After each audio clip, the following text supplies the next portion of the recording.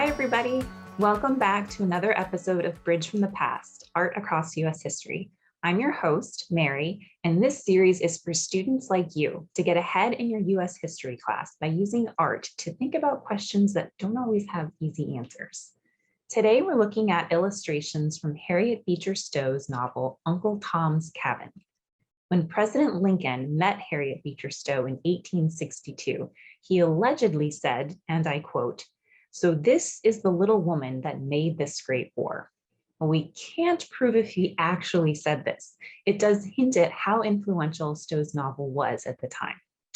What was the role of Uncle Tom's Cabin in the national conversation regarding slavery? What is its legacy? Has it changed over time? How should we remember Uncle Tom's Cabin today? Let's jump in and see. So here we have the cover page of Uncle Tom's Cabin. The full title is Uncle Tom's Cabin, or Life Among the Lowly. And again, this is written by Harriet Beecher Stowe. It was published as a novel in 1852. So we're in the years leading up to the outbreak of the Civil War. It's published in Boston and Ohio, where the printer is located in Boston, Ohio. So this is definitely Boston anyway, Northern Territory. Ohio, still I would consider that to be pretty northern. And if we can zoom in on the image here, I can see what looks like a family. We have a woman and a man, and it looks like children in a pretty basic dwelling. They're African-American. The man appears to be holding, honestly, it kind of looks like a golf club, but I'm assuming it's not a golf club. It's probably some sort of farming implement. Perhaps it's a hoe. So this looks like a family, an enslaved family. So I have some questions just from the cover here. So who is Harriet Beecher Stowe? Why did she write this? And what's the connection to Abraham Lincoln's apocryphal quote about causing the Great War, the Civil War? So before I can go any further, it would be really helpful to have some context. So what do I need to know before I can think about the importance of Uncle Tom's Cabin and the conversation regarding slavery? So who is Harriet Beecher Stowe? So Harriet Beecher Stowe was actually the daughter of a famous New England preacher and reformer. So she was not African-American. She was never enslaved, but from the time she was very small and into her adult life, her family very much moved in these circles that were involved in reform movements. So specifically the abolition movement and temperance movements. She marries a professor, Calvin Stowe, and she and her husband are still involved in these reform movements. So they are against slavery. They find it evil. They want it to stop. And Harriet Beecher Stowe is pretty remarkable in that she's an established writer before Uncle Tom's Cabin comes along. So she's living at a time that can be called the American Renaissance of the mid-19th century. So print materials like books, newspapers, pamphlets, they're more widely available and they're more easily distributed. And a big part of this American Renaissance is this idea of the sentimental novel. So novel that is supposed to appeal to your virtue, to your morals. And that is what Harriet Beecher Stowe is known for. And that is what Uncle Tom's Cabin is going to be. So we have a woman who's involved in the abolitionist movement. She's a writer. She's supplementing her husband's income as a professor by writing short stories, by writing essays. And in 1849, not long before Uncle Tom's Cabin is published, she actually loses her 18-month-old son in a cholera epidemic. And the grief that she feels at losing her son is extremely overpowering. So that's Harriet Beecher Stowe. If we sort of zoom out a little bit into the big picture, in the 1850s, the nation is very divided over the issue of slavery.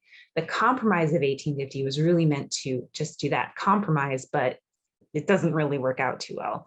A big part of the Compromise of 1850 is the Fugitive Slave Act of 1850, which wasn't really new as a concept. The first Fugitive Slave Act is passed in 1793, but this Slave Act has severe punishments for anyone who hinders slave catchers, who doesn't help them. Anyone who hides an enslaved person or harbors them could face severe punishments. So this Fugitive Slave Act really creates a huge dilemma for many Northerners who felt like they're suddenly being forced into perpetuating slavery.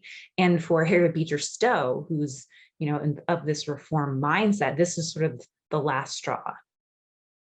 And again, she is already an author, so her publisher actually asks her, can you paint a word picture of slavery? I think that's such a great phrase, and that is where we get Uncle Tom's Cabin. So it's published serially or sort of in little episodes in an anti-slavery newspaper, and then it's published as a novel in 1851, and it is an instant bestseller. It's widely read throughout the United States and abroad. It's actually banned in the South. Why is this such a bestseller? Well, let's jump in and see. So the central character is the figure of Uncle Tom. And there are other characters and other plot lines in the story, but Tom is sort of the central figure. And Tom is this sort of, he's virtuous, he's hardworking, he has almost a superhuman faith. He's a very, like you want to root for Tom, and tragedy keeps befalling Tom because of the system of slavery. So in this picture, Tom is sitting with Eva, who is the young daughter of his owner. And because of his devotion to little Eva, Eva gets her father to promise to free Tom, but he dies before that ends up happening. And like I said, tragedy ends up befalling Tom. So in the next image here, you have Cassie. So Cassie is an enslaved woman ministering to Uncle Tom after his whipping. So Tom is, despite his sort of hardworking and his virtue, he's beat unmercifully, and he dies because of this. And again, if you think of this, this idea of the sentimental novel, Harriet Beecher Stowe wants you to see, like to feel the sadness, the anger, the grief at what's happening to Tom and those around him. I'm going to go to another image from the story. And this is Eliza comes to tell Uncle Tom that he is sold, and she is running away to save her child. So here is Eliza. She's another character in this novel. She's also enslaved. Tom is here, and she's running away to save her child. So the character of Eliza is, again, this idea of a mother, and what does it feel like to a mother to lose her child? Eliza has already lost 2 children, and when she finds out she's going to she could potentially lose her remaining child, she just makes the decision to run away. And when Harriet Beecher Stowe lost her child, she compared it to the grief of an enslaved mother losing her child.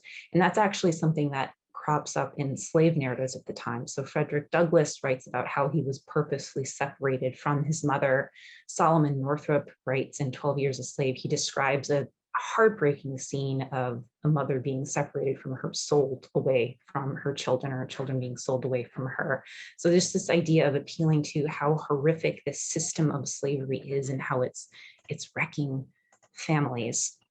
So this picture comes from a theater production of Uncle Tom's Cabin. So not only was the novel read, but it's actually turned into a play, and it's quite popular as a play.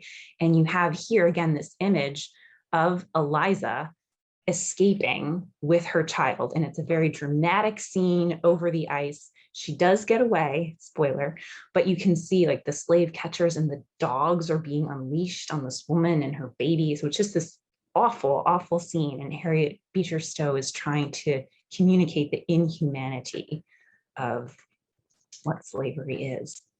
So at the time, as I said, this was a bestseller, and Frederick Douglass, who actually spoke to Harriet Beecher Stowe about portions of the novel, called it a touching but too truthful tale of slavery.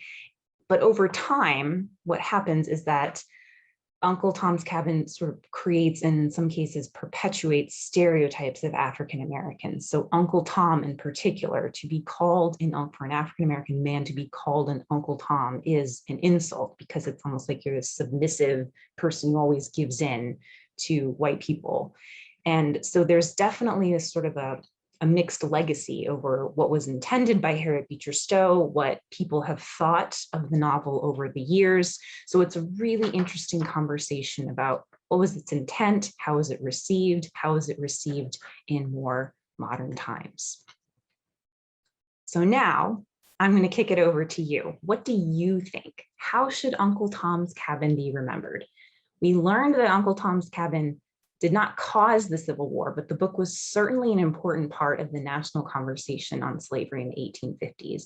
And the Fugitive Slave Act of 1850 in particular was a tipping point for Stowe and for many other Northerners.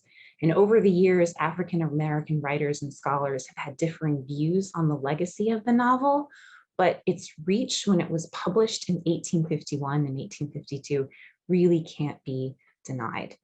I would really love to know what you guys think. So please let us know in the comments.